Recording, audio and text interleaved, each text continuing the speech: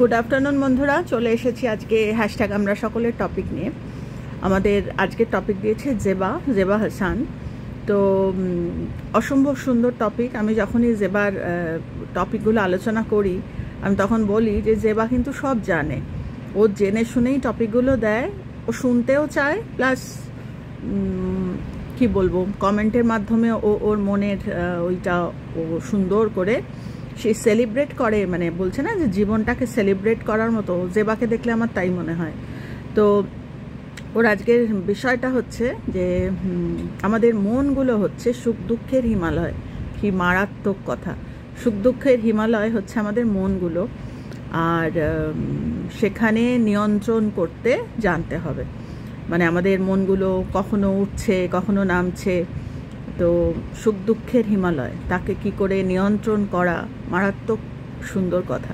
তো আজকে যখন আমি টপিকটা দেবো বলে রেডি হচ্ছে, আমি খুলেছি ইউটিউবটা, দেখলাম আমাদের কবিতার কলতানের কবিতা।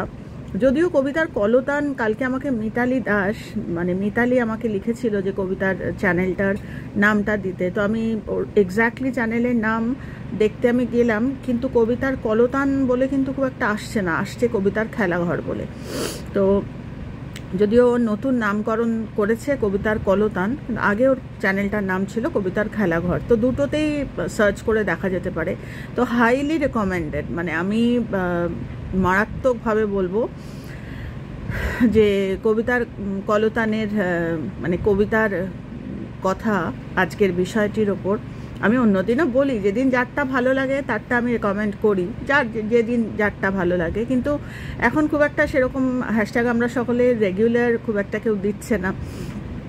তো কবিতা আর আমি দিয়ে চলেছি রেগুলার, যাকে বলে ঝড় বাদলা বৃষ্টি যাই হোক না কেন, তো একটা নেশার মতো। তো ওর আজকের বিষয়টা জেবার টপিকটার ওপর যে আলোচনাটাও করেছে, আমি সত্যি কথা আজকে আর আমি ওভারওয়েলম, মানে আমি একদম আনন্দ এতটাই হয়েছে আমার দেখে শুনে, যে সত্যি কথা আমাদের বলছে না যে নেক্সট লাইন অফ, মানে কি বলবো, যারা একটু চিন্তাভাবনা করি কি করে মানুষকে কি গিফট দিলে মানুষ ভালো থাকবে, যে ম্যাটেরিয়াল জিনিস দিয়ে আগে খুব দিতে ভালোবাসি, চিরদিনই কিছু একটা ছোটোখাটো জিনিস। আমি যেহেতু কাজকর্ম করি, ব্যবসা করি, আমার কাছে জিনিসপত্র তোলা থাকে, তোমরা শুনলে অবাক হয়ে যাবে, ছেলে মানুষই 1000-4 জিনিসের মধ্যে হয়তো কিছু জিনিস অফারে পাচ্ছি, তুলে নিতাম, একটা সময় রেখে দিতাম যত্ন করে, সারপ্রাইজ দিতাম বন্ধু বান্ধব আত্মীয় পরিজন আমার যারা ছোট বড়,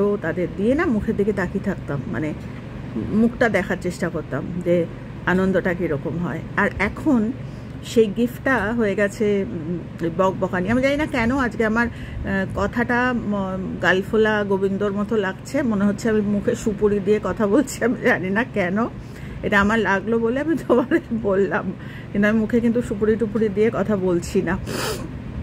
তো কবিতার কলতানের ওই কবিতার কথা শুনে মনে হচ্ছিল যে ও একদম রেডি এখন গিফট দেওয়ার জন্য। তো আমরা সত্যি কথা আমরা ভাবি বোধহয় ম্যাটেরিয়াল জিনিস দিয়ে আমি দিলাম, দায় সারলাম, হয় না। মানে আজকে খুশি হলো, কালকে আবার যে সেই। তো এমন কিছু দিতে হবে যেখানে আর এক্সপেকটেশন থাকবে না, বা যেখানে আমাদের মনগুলো মানে কন্ট্রোল আমরা করে নিতে পারবো। যে অর্থে আমরা বুঝতে পেরেছি যে মনকে কন্ট্রোল করতে না পারলে আমাদের হিমালয়ের ওঠা হবে না। হিমালয় মানে আমি সত্যিকারের জীবনে বলছি না, মানে স্টেট অফ লাইফের কথা বলছি। আমাদের হিমালয়ের ওঠাও হবে না, ওই সুন্দর স্টেটটাও দেখা হবে না।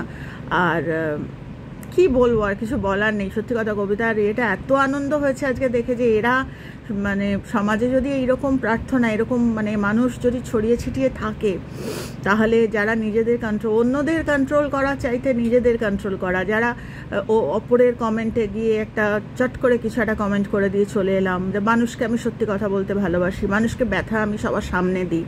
তো এরকম আমি অনেকে দেখেছি। আমি তখন বলেছি যে এই কথাটা তো তুমি গোপনেও বলতে পারতে, ওরা সবার আড়ালে বলতে পারতে না। আমি স্পষ্ট কথা বলি, আমি বলতে ভালোবাসি। আমি তখন মনে মনে বললাম যে জীবন যখন সামনে এসে দাঁড়াবে, এই স্পষ্ট কথা এবং এই সত্যি কথাটা যখন তোমাকে লোকের সামনে বলবে, তখন কিন্তু কষ্ট হবে। কাজেই এই যে সচেতনতা বা এই যে প্রতিটি মুহূর্তে আমাদের জীবনগুলো ওই মন আমাদের কন্ট্রোল করে আমাদের জীবন। আজকে কবিতা সবটাই বলে দিয়েছে। আমি সবাইকে বলবো যে আমার চ্যানেল যদি নাও তোমরা দেখো, আমি আজকে খুব একটা আলোচনা করার আমার কিছু নেই, হ্যাঁ কয়েকটা করতে হবে করব, কিন্তু কবিতাটা মানে একদম খুব স্পষ্ট, মানে কি করে ও ডে টু ডে বেসিসে ও ওই স্টেট অফ লাইফটাকে রাখার কন্ট্রোল করার চেষ্টা করে, সেটাও কিন্তু খুব সহজ করে বুঝিয়ে দিয়েছে। ভালো থাক, খুব ভালো থাক, এরকম মানসিক প্রাচুর্যে থাক, যাতে তোর কথায় আরও 10টা মানুষ বুঝতে পারে যে ও আচ্ছা এরকম করে কষ্ট নিবারণ করা যায়। কেননা কষ্ট দুঃখ বাইরে থেকে আসে না, সব আমাদের ফরমেশন। আর বাকিটা রইল কর্ম, যেটা আজকে একটু আলোচনা করব, কেননা তুই বাকিটা সবটাই বলে দিয়েছিস, আমি একটু অ্যাড অন করব, আর কিচ্ছু না। তো জেবা, কবিতা, তোমাদের মতো মানুষ যত ছড়িয়ে ছিটিয়ে থাকবে, মনে হয় যেন সেই সারফেসগুলো কিন্তু মানুষ বুঝবে যে কাকে মনকে কন্ট্রোল, পট করে একটা কিছু বলে দেওয়ার আগে মনটাকে কন্ট্রোল করলাম যে না বাবা বলবো না। বিফোর আমি কাউকে হার্ট করছি, আসলে আমি নিজেই কর্ম তৈরি করছি। এই ভিডিও খুলে বসে মানুষকে আমরা বিচার করি, তো হিমালয় তো না, আমরা হিমালয়ের পাদদেশেও থাকতে পারি না। তো যাই হোক, সেইগুলো একটুখানি কর্মটা চর্চা করব বলে চলে এলাম, আদারওয়াইজ আজকে আমার আশা না হলেও হতো। থ্যাংক ইউ তোকে, আর জেবা তোমাকে ধন্যবাদ এত সুন্দর টপিক দেওয়ার জন্য। তো আলোচনা করব, তো কয়েকটা পয়েন্টস আমি লিখে রেখেছি। যে একটা লিখেছি যে আমাদের এই যে জন্ম বা এই যে স্টেট অফ লাইফ, যেটাকে কোনো মানুষ মানে হাজার দুঃখ কষ্টের মধ্যেও হিমালয় উঠে থাকতে পারে, যে কি বলবো, মানে হাজার সাফারিংয়ের মধ্যেও দুঃখ দুঃখ দুঃখ দুঃখ না করে আমার ব্যাজ অফ অনার, আমি ভাবতে পারবো যে এই দুঃখর মধ্যে থেকেও আমি কিন্তু সেই সুপ্রিম স্টেট অফ লাইফের সাধনা করতে পারি। বা কি বলবো, আমি আস্তে আস্তে বলছি যদি শেয়ার করা যায়, কেননা আমাদের মনগুলো আমরা একেবারেই কন্ট্রোল করতে পারি না। তো যার ফলে কিন্তু বেসিক যে আজকে টিভি খুললেই খুনো খুনি, এখন তো মানে মারাত্মক, মানে খুনো খুনির লেভেল এখন আর মানে আগের মতো খুনোখুনি নেই। এখন মানে খোলা যায় না, paper, TV, YouTube, social media খোলা যায় না। তো মনে মনে ভাবি যে আমি কি বিচার করব যে এত খারাপ হচ্ছে, পৃথিবী খারাপ হচ্ছে, নাকি নিজেকে প্রশ্ন করব যে আমি কি করতে পারছি যে আমি ওদেরকে কন্ট্রোল করব, বা আমি আমার কতটুকু মানসিক ক্ষমতা যে আমি প্রেয়ার করব যাতে বলছে ল্যান্ডে অলরেডি খারাপ কজ, যেরকম ভালো কজ ছড়িয়ে আছে সেরকম খারাপ কজ ছড়িয়ে আছে আশেপাশে। আমাদের প্রশ্ন হতে পারে যে কি আমি এমন কি খারাপ কজ করেছি। তো এটা বলতে গেলে বলতে হয় যে আমাদের চিন্তা ভাবনায় আমরা খারাপ কজ করি, এবং দ্যাট টু মানে কি বলবো, মোমেন্ট টু মোমেন্ট, প্রত্যেকটা মোমেন্টে আমরা আসলে কিন্তু ওই ভালো কজের থেকে খারাপ কজ বেশি করে চলেছি, এবং যেটা প্যাটার্ন তৈরি করে ওই হিমালয়তে আমাদের আর থাকতে দেয় না। হাজার দুঃখ কষ্টের মধ্যে আমি সেই দুঃখ কষ্টটাকে নিজের গায়ে জড়িয়ে ফেলি, কেননা আমি বিচার করতে শিখে গেছি। বিচার যেই আমরা করব, সঙ্গে সঙ্গে কিন্তু আমাদের ওই প্যাটার্ন তৈরি হবে। আর আমরা যখন বিচারের বাইরে থেকে আমি যখন রুট কজটা যে এটা কেন হচ্ছে এরকম, আজকে কোভিড এমনি এমনি হয়নি, আগামী দিনেও বলছে এটা তো মহামারী ছিল না, এটাকে বলছে অতিমারি। আসলে অতিমারির মতো কজ আমরা ক্রিয়েট করছি। একটা মানুষকে শুধু মেরে হচ্ছে না, তাকে টুকরো টুকরো করতে হচ্ছে। এটা তো মহামারীর কজ নয়, এটা অতিমারিরই কজ। মানে দেয়ার ইজ নো গ্যারেন্টি যে এরকম কজ আবার হবে না। ইভেন যারা ভ্যাকসিন তৈরি করেছে ডাক্তার, তাদের নিয়ে পর্যন্ত বিচার করা হয়েছে। মানে বড় কাজ, ভালো কাজ যখন হয়েছে, তার পিছনেও রাজনৈতিক উদ্দেশ্য বা আমাদের মাইন্ডসেটটা তৈরি হয়ে গেছে। তো সেটাই বলছি যে এই যে খবর খুললেই আজকে যে খবরগুলো আমি পাচ্ছি, সেটার থেকে দুটো আইডিয়া আসে। একটা হচ্ছে ওই মানে আমার হিমালয়ে থাকা, আমি হিমালয়ে না উঠলে আমি দেখতে পারবো না ইগলস আই বা বার্ডস যে ভিশন, বলছি না, ওপরে না উঠলে আমি নিচটা পুরো আমি সাময়িক দেখবো। আমি যদি আমার লেভেল থেকে আমি দেখি, এটা খুব ফান্ডামেন্টাল কথা। আমি জানি না আপনারা বিশ্বাস করবেন কিনা, আমি আমার জীবন দিয়ে দেখেছি। আমি যখন আমি তো সাধারণ মানুষ, আমার স্টেট অফ লাইফ থেকে আমি হিমালয়ের নিচে বসে, পাদদেশে বসে আমি যখন দেখি, তখন আমি আমার মাইন্ড হিসেবে দেখি। আর আমি যখন উপরে উঠি, ওপর থেকে বার্ডস আই বা বার্ডস ভিশন, তখন আমি কিন্তু সবটা দেখতে পারবো। তো হিমালয়ে ওঠার, মনটাকে উপরে নিয়ে ওঠার একটা মারাত্মক উদ্দেশ্য যে না, আমি অরিজিনাল কজ দেখবো। কেন আমরা খুব দায়সারা হয়ে যাই যে আমরা টিভি দেখবো না। আমি খুব এটা খুব কাছাকাছি মানুষদের কথা শুনি যে আজকে আর টিভি দেখতে ভালো লাগে না, পেপার পড়তে ভালো লাগে না, এত চতুর্দিকে। এটা একটা, কেননা আমরা নিজেদের লেভেল থেকে আই টু আই কন্ট্যাক্ট, মানে আমার লাইফ টু লাইফ কন্ট্যাক্ট হচ্ছে। কিন্তু আমার লাইফটা যখন ওপরে আমি যে না দেখবো এবং বোঝার চেষ্টা করব, ওপর থেকে না দেখলে আমি আসলে কারণটা বুঝবো না যে কেন এটা হচ্ছে। তার কারণ হচ্ছে আমরা কেউই আমাদের কর্মের ফিকির জানি না। বললাম তো, মানে আমাদের প্রতিটি মুহূর্তে যে আমরা ভুল কজ করে ফেলছি, আর আমরা কোনোদিনই ওই স্টেট অফ লাইফটাকে কানেক্ট, যেটা আজকে কবিতা বলছিল যে স্টেট অফ লাইফটার কথা ও বুঝেছে। আমরা সাধারণ মানুষ হয়েও আমরা বুঝতে পারছি যে কেউ নেই যে কাউকে ব্লেম করা যাবে, ব্লেম করার মতো কেউ নেই। ব্লেম তখনই আমি করব যখন ওই আই টু আই, মানে আমার মাইন্ডসেট টু দ্যাট মাইন্ডসেট, এইটুকু। কিন্তু আমি যখন হায়ার আমার লাইফ স্টেটটাকে আমি তুলে নিচ্ছি, তখন কিন্তু আমার ওই আসল যে কেন মানুষটা এরকম করছে, কেন খুন করছে, বা কেন এরকম শুধু খুন করে হচ্ছে না, তাকে কাটছে, কেন মিডিয়ারা সব দেখিয়ে দিচ্ছে, কেন রেস্ট্রিকশন থাকছে না, এমন দেখানো মিডিয়ারা দেখায় বলে আমরা জানতে পারি। আমরা আমাদের মতো মানুষের কথা বলছি, যারা কি বলবো, যে সময়টা ওরকম সাফারিং, তখন আমরা আইডেন্টিফাই করার চেষ্টা করি যে মানুষটা কেন এরকম বলছে। প্রার্থনা না করলে সেগুলো সম্ভব নয়। তো কিন্তু দেখানোর তো একটা লিমিট থাকে। আমরা জানি যে 26/11-এর মোস্ট, মানে আমি আর অত ডিটেলে যাচ্ছি না, মানে এত কনফিডেন্সিয়াল জিনিস মিডিয়া দেখিয়ে ফেলেছিল, যার ফলে আমাদের কিন্তু শত্রুপক্ষ যারা, তারা জেনে গেছিল। আমরাও যেরকম জানছি, শত্রুপক্ষও জানছে। তো লিমিট, হাইয়েস্ট লিমিট, যে আমি কতটুকু বলবো, আমি কতটুকু দেখবো, বা আমি কতটুকু করতে পারি। এগুলো কেন হচ্ছে? তার কারণ আমরা ওই হায়ার যে স্টেট অফ লাইফ, যেটাকে জেবা আমাদের হিমালয় বলতে দিয়েছে, আমরা সেখানে কেন? আমি হিমালয় কোনোদিনও দেখিনি, আমি যাইনি। আমি তোমাদের যারা আমার চ্যানেল, প্রায় আমি সবসময় বকবক করি 2 বছর না, আমি দেখে অবাক হয়ে গেলাম, 3 বছর প্রায় হতে চলেছে আমার চ্যানেলে।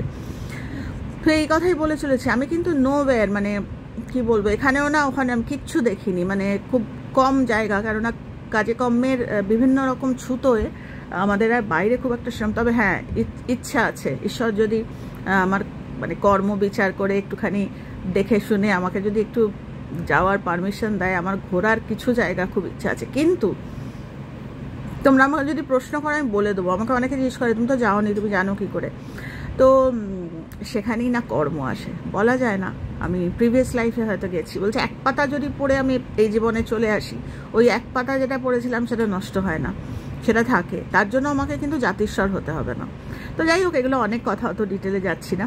তো সেটাই বলছি যে হাইয়েস্ট লাইফ স্টেট উঠতে গেলে আমাকে প্রথমে আইডেন্টিফাই করতে হবে। আমি প্রথমে ধুম করে আমি হিমালয় উঠতে পারবো না, সম্ভব না। আমি যদি বলি যে আমি উঠে গেছি বা আমি হিমালয়ের রাস্তা চিনে গেছি, মানে আমি হিমালয় বলছি না, আমি বলছি জীবনের হিমালয়, মনটাকে ওখানে তুলে নেওয়ার কথা বলছি।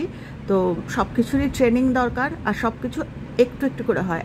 প্রথমে সারেগামা, তারপরে পরপর সারগামগুলো আমাকে, প্রথমে আমি সাসা রে রে গা গা মামা করতে পারবো না। তো আমাকে প্রথমে সা রে, মানে এক একটা সুর আমাকে বসাতে হবে। তো ডিফিকাল্ট, কিন্তু হ্যাঁ, আমার ইচ্ছে হলে আমি করতে পারবো। তো যাই হোক, সেইটা বলতে গিয়ে যে কী করে আমি আইডেন্টিফাই করব যে আমি ঠিক রাস্তায় চলছি না। অনেকে বলতে পারে যে তুমি কি করে জাজ করছো যে আই টু আই বা আমার লাইফ টু লাইফ কন্ট্যাক্ট হচ্ছে?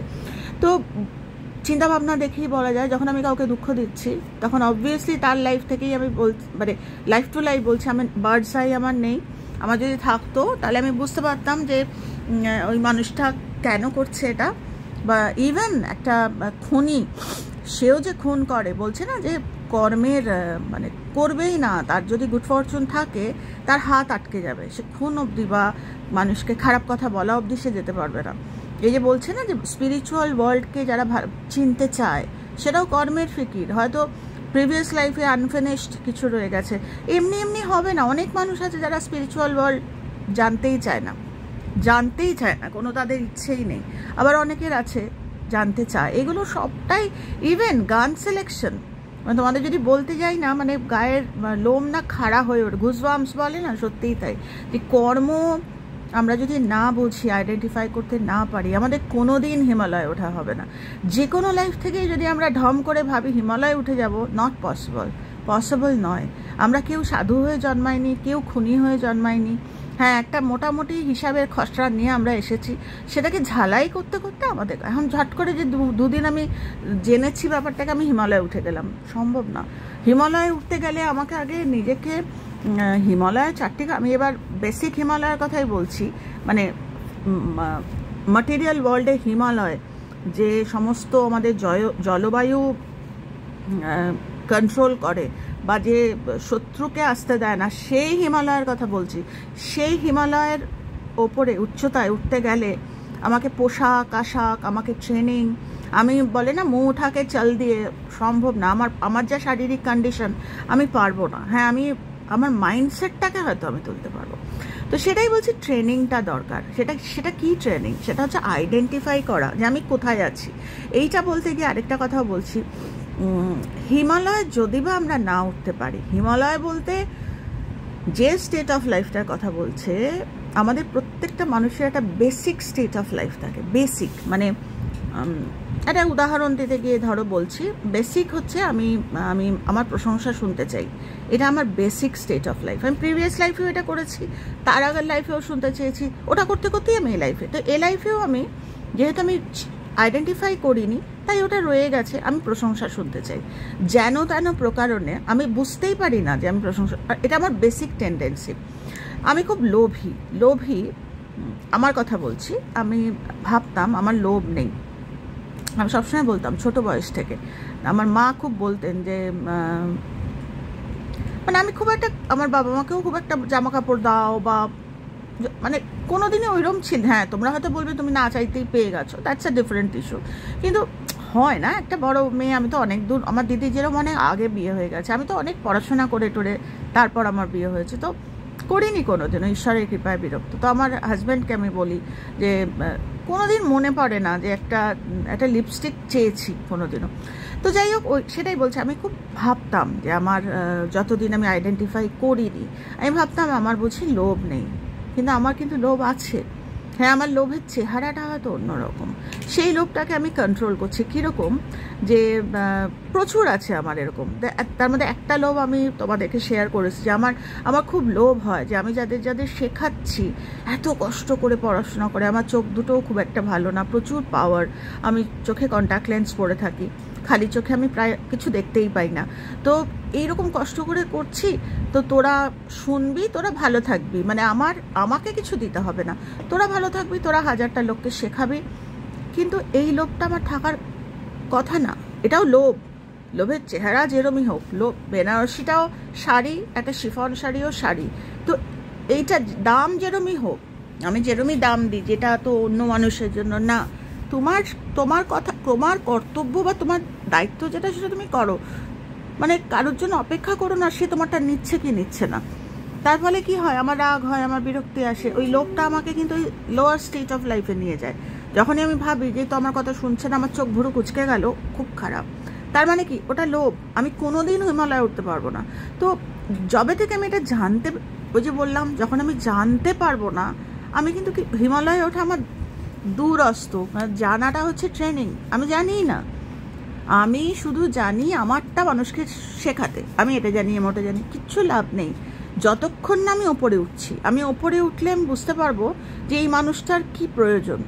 কারণ আমার তো বার্ডস আই, ওই যে ওপরের ভিশন আমার তৈরি হয়নি। আমি এক পাতা পড়েছি, আমি পড়িয়ে দিয়ে চলে এলাম, আরে ওই মানুষটার ওটা দরকারই নেই, ওর হয়তো অন্য জিনিস দরকার। তো সেটা আমি বুঝবো কখন, যখন আমি ওপরে আছি। ওপরে গেলে তাহলে ভিশনটা আমার ক্লিয়ার হবে। আমি দেখেছি এরকম যে আইডেন্টিফাই হয়নি, সে হয়তো নিজে জানে, কিন্তু যেহেতু আইডেন্টিফাইড নয় স্টেট অফ লাইফ, সে যেটা জানে সে সবাইকে শেখাচ্ছে, কিন্তু তা নয়। এক একটা মানুষ, কেউ হয়তো ক্লাস 1-এ পড়ে, কেউ 2-তে পড়ে, মানে বলছে না যে হজম, যেরকম সিসিমা, আমি অনেকবার এটা বলেছি যে স্বামী ব্রহ্মানন্দজি মহারাজ যখন আসতেন তার আলাদা খাবার হতো। তারপরে স্বামীজি যখন আসতো তার আলাদা, কেননা পেটে যেটা সহ্য হবে এও ঠিক তাই। কিন্তু আমরা ভাবি বোধহয় স্টেট অফ লাইফটা শুধু আমার 100 বার আমার, কিন্তু আমার স্টেট অফ লাইফ তখনই হবে যখন আমার ইন্টেনশনটা উপরে উঠবে।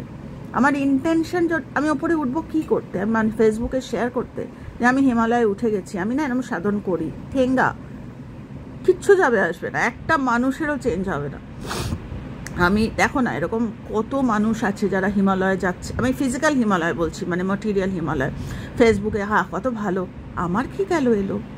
আজকে 10 জন মানুষ হিমালয়ে উঠলো, আমার কি গেল এলো? আমার দুঃখ কি ঘুরছিল না? কিন্তু খেয়াল করে দেখো, যদি আমার ইন্টেনশন বা আমার যদি ডিজায়ারটা ওই হিমালয়ের সম হয়, আমি যদি হিমালয়ের ওই উচ্চতায় নিজের মনকে নিতে পারি, আমার হিমালয় ওঠা আরও 10টা লোককে উঠতে সাহায্য করবে, যে তোরা উঠে আয়। আমি যদি সাধারণ মানুষ হয়ে উঠতে পারি, তোরাও উঠতে পারবি। আমি যদি কথা বলতে পারতাম না, কেউ যদি তেরে কথা বলতো, আমার অনেক সমস্যা হতো, সেটা বলা যাবে না। মানে ইভেন আমার বাবাও যদি খুব আমার বাবা আমাকে কোনোদিনও কিন্তু আমার দিদি না খুব রাগী ছিলেন, মানে রাগী আছে এখনও। তো দিদির সঙ্গে না আমার মার খুব তক্কাতক্কি লাগতো, এবং সেই তক্কাতক্কি থামানোর জন্য আমার বাবা মাঝখানে এসে যখন দাঁড়াতো, তখন দিদিকে যেটা বলতো আমার তখন ওই লেভেলটা নিতে পারতাম না। ওই যে শান্ত ধীর স্থির চিরদিনই ওই চিৎকার চেঁচামেচিটাও নিতে পারতাম না। তো সেটাই বলছি, এইরকম মেয়ে এখন কিন্তু যখন চিৎকার চেঁচামেচি হয় না, কি আমি কি সাধু অবস্থায় থাকি? আমি তো সাধারণ বাড়িতে থাকি, কিন্তু যখন হয় আমি কিন্তু আমার স্টেট অফ মাইন্ড ওপরে নিয়ে যাই, যে এই দুজন যে ঝগড়া করছে বা এই দুজন যে এরকম করছে, আমিও যদি আমার আই কন্ট্যাক্ট বা আমি আমার লাইফ স্টেট কন্ট্যাক্টে থাকি, তাহলে আমি কারুর ভুল ধরবো, এ ঠিক ও ভুল। কিন্তু আমি যদি ওদের থেকে উঠে যাই, ওই হিমালয় ওঠা, আপ ডাউন করাটা শিখতে হবে। এবং তোমরা হয়তো বলতে পারো যে উঠে গেছে আবার ডাউন হবে কেন? নিশ্চয়ই হতে হবে। ডাউন যদি না হই, আমি তো মানুষকে আইডেন্টিফাই করতে পারবো না। তার জন্য এই যে বড় বড় আমরা জানি, আমি অনেক মানুষের নাম বলতে পারি যারা কিন্তু হিমালয়ে বহু বছর সাধনা করার পরও তারা আমাদের এখানে নেমে এসেছিলেন। তো যাই হোক, সেসব অন্য কথা। তো আমি আসল কথায় যাই, আমি কয়েকটা লিখে রেখেছি, 4টে পয়েন্টস আমি লিখে রেখেছি, এইগুলো মানুষকে খুব হেল্প করে। সেটা হচ্ছে এক্সিস্টেন্স ডিউরিং দ্য বার্থ। প্রথমটা হচ্ছে এক্সিস্টেন্স ডিউরিং দ্য বার্থ। আমি যখন জন্মাবো, কেউ যদি বলে, বিশ্বাস করি না যে একদম খালি অবস্থায় জন্মায় মানুষ, বিশ্বাস না করলে কিছু করার নেই, কারণ আমরা অনেক কিছুই মানি না যেটা আমরা জানি না। আমরা জানি না তাই মানি না। যখন আমরা জানবো তখন এটা মানবো যে এক্সিস্টেন্স ডিউরিং বার্থ, তখনও কিন্তু একটা এক্সিস্টেন্স থাকে, যেটা প্রিভিয়াস লাইফে, যেরকম প্রচুর শিক্ষিত বাবা মার বাচ্চা জন্মায়, দীর্ঘ বয়স অবধি পড়াশোনায় ইন্টারেস্ট থাকে না, স্কলার বাবা মা, কিন্তু তাদের বাচ্চারা পড়াশোনায় ভালো শুধু নয়, পাটা এখানে খুব ব্যথা করে, তো এরকম। তারপরে অনেক আছে যে বাবা মা, আমি জাস্ট এক্সাম্পল দিচ্ছি, যে বাবা মা অত মানে পুজো আচ্চার ব্যাপার নেই, কিন্তু বাচ্চা জন্মের পর থেকেই পুজো আচ্চায় ওই মানে ডিউরিং বার্থ, জন্ম মুহূর্তে মানুষ কিন্তু একটা এক্সিস্টেন্স নিয়ে জন্মায়, ওটা প্রিভিয়াস লাইফ, এটা আমাকে মানতে হবে। সেটার সাথে আমি রিলেট করছি লাস্ট স্টেটটা। তো প্রথমে যেটা বললাম সেটা হচ্ছে এক্সিস্টেন্স ডিউরিং বার্থ, সেটা আস্তে আস্তে খুলতে থাকে। এক্সিস্টেন্স, এইবারেরটা হচ্ছে আসল, এটা হচ্ছে এক্সিস্টেন্স ডিউরিং লাইফ। এই যেই আমার জীবন শুরু হলো, ধাক্কা খেতে শুরু করলাম মানুষের সাথে, আমি তো একা বাঁচতে পারবো না, আমাকে সমাজবদ্ধ জীব, 10টা মানুষের সাথে মিশছি, মা বাবা বন্ধু বান্ধব, মা বাবা অবধি তাও ঠিক থাকে, মা বাবার বকা বা মা বাবার, কিন্তু যেই আমি আরেকটু বড় হলাম, ডিউরিং দ্য লাইফ আমার মাইন্ডসেট খুলতে শুরু করলো, আমার জাজিং শুরু হলো, আমার ইন্টেনশন পোর্ট্রে করতে আমি শুরু করলাম, আমার মাইন্ডটা সারফেস করতে শুরু করলাম।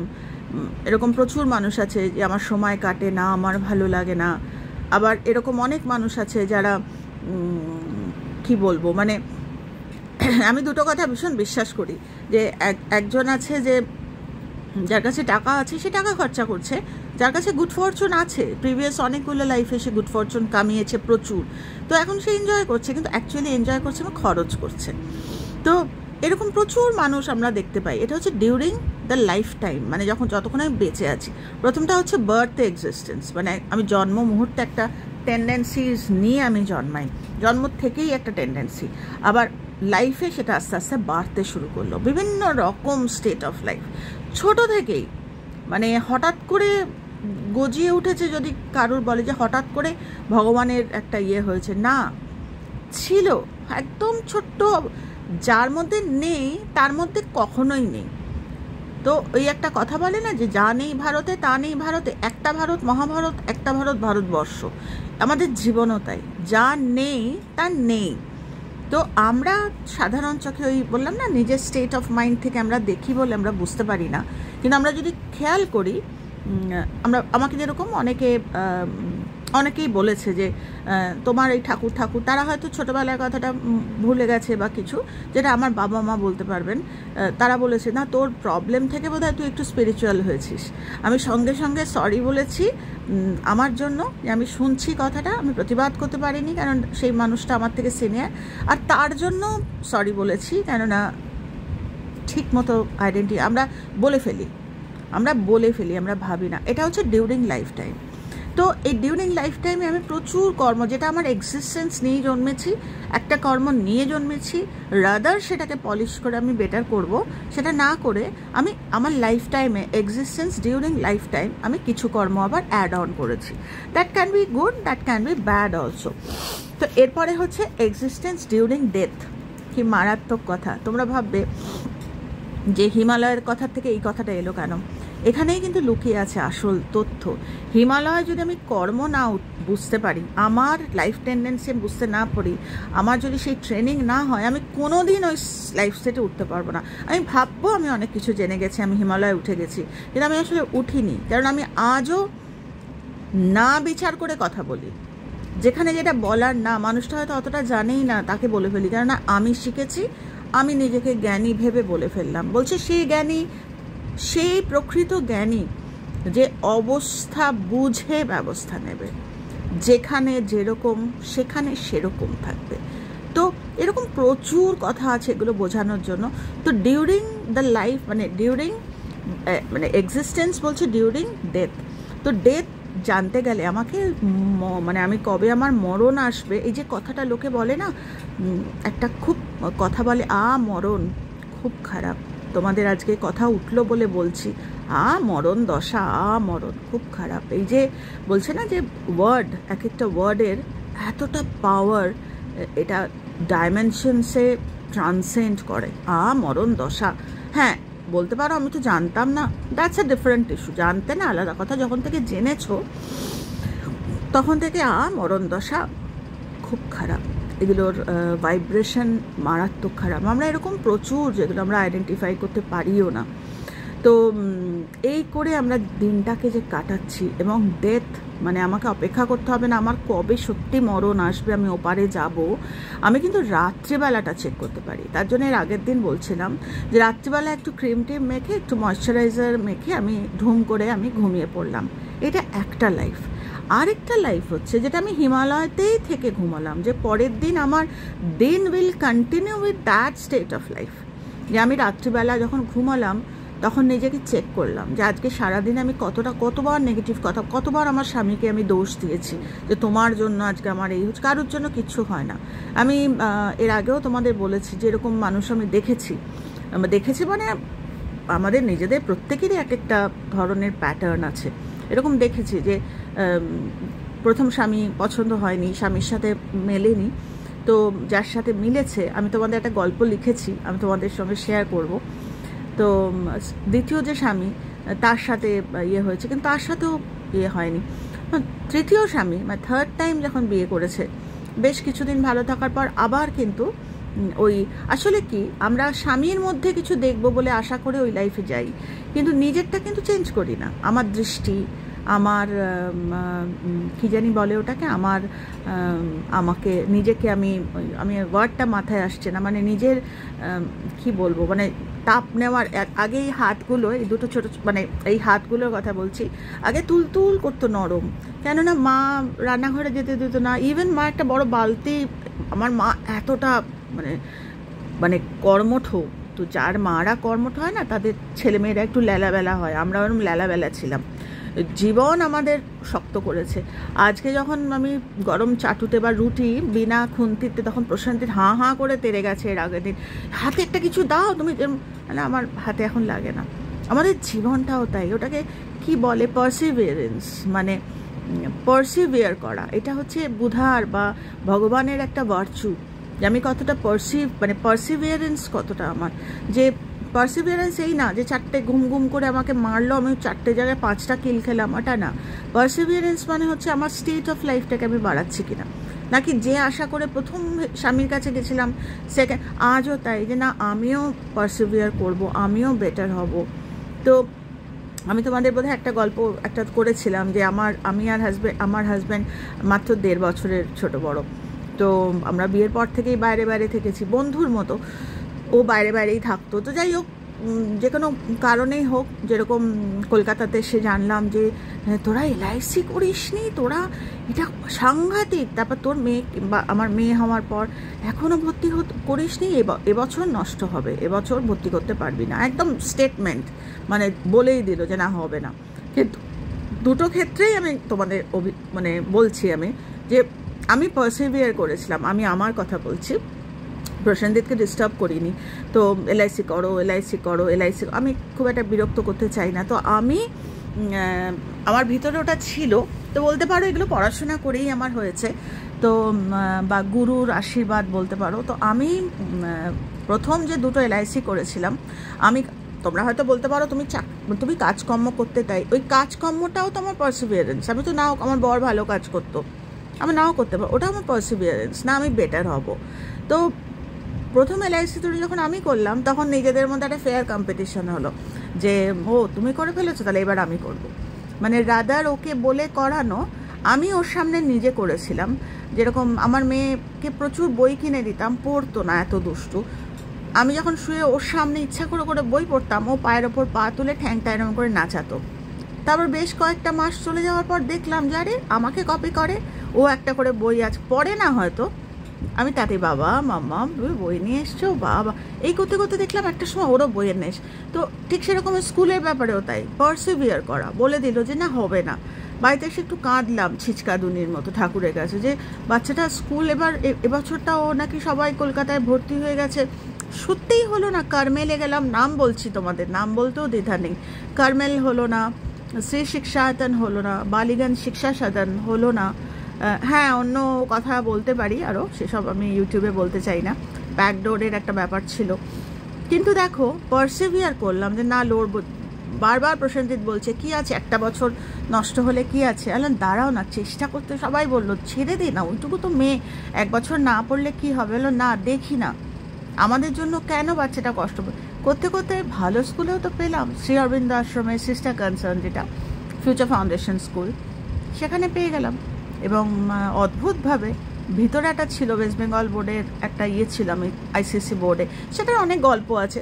ICSE বোর্ডেই কিন্তু মাম্মামের হলো। তো পার্সিভিয়ারেন্স, আমি নিজেকে rather I wait for some other person to change, আমি নিজে কতটা চেঞ্জ হয়েছি, ওইটার উপরে না সারফেস চেঞ্জ হয়। তো ততদিনে কিন্তু ওই স্টেট অফ লাইফ উঠতে শুরু করেছে, যে নিজের উপর বিশ্বাস আসতে শুরু করেছে যে পারবো না কেন, নিশ্চয়ই পারবো। আমি যদি চেষ্টা করি 10 দিক থেকে আমাকে, কিন্তু আমি যদি অপেক্ষাই করি যে না ওই লোকটা পাল্টাবে, ও এরম বলছে কেন, আমাদের সেই ক্ষমতা নেই, ভগবান দেয়নি। যার একটা আলাদা হিমালয়। তোমরা হয়তো বলবে হিমালয় হয়তো একটা ম্যাটেরিয়ালি, জীবনের হিমালয় যার তার। তো সেটাই বলছি যে আমি যতক্ষণ ওই আমি যতক্ষণ আমার ওই লেভেল অফ থিঙ্কিং বা লেভেল অফ জাজমেন্ট থেকে আমি দেব, ততক্ষণ রাত্রিরগুলো হবে গোয়িং ব্যাক টু দ্য ওই পয়েন্টটা, যেখানে এক্সিস্টেন্স ডিউরিং ডেথ মানে হচ্ছে দিন শেষের রাত। কালকে আমি বাঁচবো কি বাঁচবো না আমি জানি না। তো আজকের দিনটা আমি কিভাবে কেপেবল, আমি যে কাটালাম, কালকের দিন বাঁচলে কি আমি কেপেবল, ওটাকে সুন্দর করে নিয়ে যেতে পারবো, নাকি আবার সেই যেরকম ছিলাম ভালো লাগে না, নতুন। আরে একটা নতুন পাতা পড়াটাও একটা কজ, বইয়ের একটা পাতা পড়া, বইয়ের পাতা মানে সিনেমার গল্প এরম বলছে, এমন একটা সিনেমা গল্প দিয়েও আমি অনেক কজ করি, মানুষকে শেখাই। তো সেরকমও আছে, এগুলো নিজেদের ভাবতে হবে। রাতটা during existence, the death time মানে আমাকে মরণের জন্য অপেক্ষা করতে হবে। আমার রাতটা, আমি কি চাই কালকে বাঁচতে, কালকে পারসিভিয়ার করতে, কালকে নতুনভাবে দেখতে পৃথিবীটাকে? এই আমার কর্ম পাল্টাচ্ছে। তো এইগুলো করতে করতে লাস্টে যেটা হচ্ছে আবার জন্মের কথা, মানে এক্সিস্টেন্স ডিউরিং রিবার্থ। এবার তোমরা ভাববে রিবার্থ মানে নতুন জন্ম, না, নতুন জন্ম না, মানে কালকে ডিউরিং রিবার্থ, যেটা এক্ষুনি বললাম যে আমাই এলিজিবল, মানে আমি আজকে রাতে যে ঘুমালাম, থ্যাংক ইউ দিলাম যে আজকের দিনটা আমি সুন্দর করে কাটিয়েছি, বা কাউকে খারাপ কথা বলিনি, কাউকে জাজ করিনি একবারও, অহেতুক জীবনটাকে খরচ করে দিইনি, অ্যাটলিস্ট একটা মানুষকে একটু ভালো কিছু শেখাতে পেরেছি, বা যাকে দেখে কেউ হাসে না তাকে দেখে হাসতে পেরেছি, বা এতদিন ভাবতাম যে ও তো আমায় ফোন করে না, আমিও করব না, ওইটা সেম স্টেট অফ লাইফ থেকে আমি যদি হিমালয়ে উঠি তাহলে বলবো নাই বা ও করলো, আমি করি না একবার, আমি তো জানি না।